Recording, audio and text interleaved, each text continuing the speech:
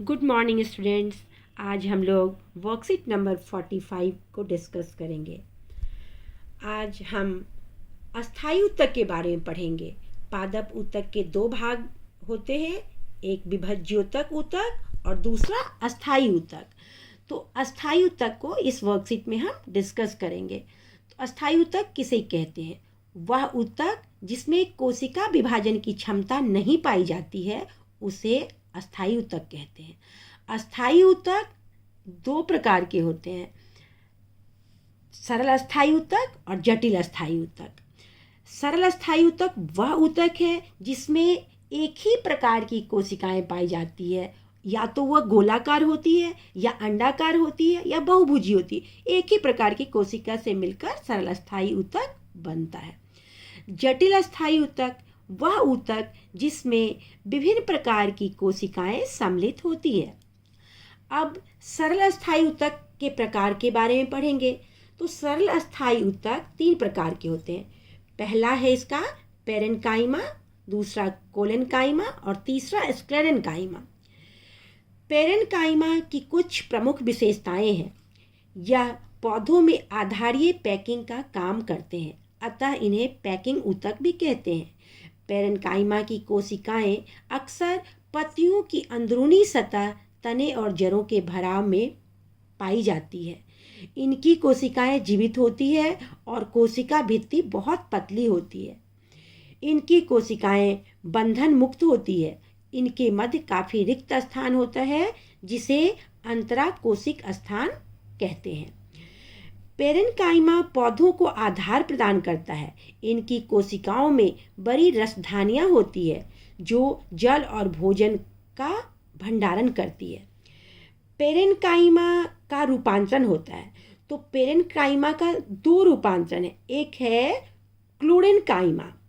तो जिस पेरेन्काइमा में क्लोरोफिल पाया जाता है उसे कहते हैं क्लोरेन्काइमा, और जिस पेरेन्काइमा में हवा भरी होती है उसको कहते हैं एरेन्काइमा। तो ये पेरेन्काइमा का दो रूपांतरण था, एक क्लोरेन्काइमा और एक एरेन्काइमा। क्लोरेन्काइमा इसमें हरित लवक या क्लोरोफिल पाया जाता है जिससे सूर्य प्रकाश संश्लेषण की प्रक्रिया होती है और भोजन बनता है। और एरेन्काइमा में हवा भरी होती है, जिस पेरेन्काइमा में हवा भरी होती है उसे एरेन्काइमा कहते हैं।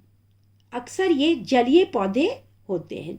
जलीय पौधे आपने देखा होगा पानी में तैरते हैं, वह एरेन्काइमा के कारण ही तैरते हैं। इनकी कोशिकाओं के बीच में हवा की बड़ी गुहिकाएं होती है, इससे जलीय पौधे हल्के और जल पर तैर सकते हैं।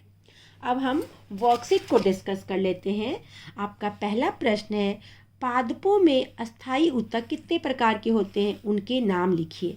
तो अस्थायी ऊतक दो प्रकार के होते हैं, सरल अस्थायी ऊतक और जटिल अस्थायी ऊतक।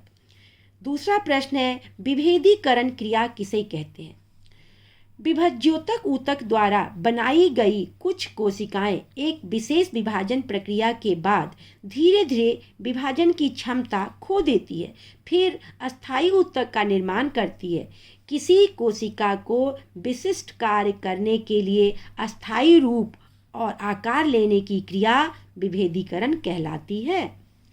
तीसरा प्रश्न है, पेरेन्काइमा ऊतक की दो विशेषताएं तथा दो प्रमुख कार्य लिखिए। विशेषताएं, यह पौधों में आधारीय पैकिंग का काम करते हैं। दूसरा, यह पौधों को आधार प्रदान करता है, और इसका कार्य है, इनकी कोशिकाओं में बड़ी रसधानियाँ होती हैं जो जल और भोजन को एकत्रित करती हैं। और दूसरा कार्य है, यह पौधों में आधारीय पैकिंग का कार्य करते हैं। अगला प्रश्न है, पौधों में पेरेन्काइमा ऊतक कहाँ पाए जाते हैं? इन्हें पैकिंग ऊतक भी क्यों कहते हैं? तो पौधों में यह आमतौर पर पत्तियों के भीतरी परतों, तनों और जड़ के मध्य में पाई जाती है। वे पौधों में कोशिकाओं की मूल पैकिंग का कार्य करते हैं, इसलिए इसे पैकिंग ऊतक भी कहते हैं। आशा करती हूँ आप सभी बच्चों को यह वर्कशीट अच्छे से समझ में आया होगा। कोई दिक्कत हो आप ज़रूर पूछें, और जब आंसर भेजें उसके नीचे अपना नाम, रोल नंबर, वर्कशीट नंबर और सब्जेक्ट का नाम ज़रूर लिखें। Thank you.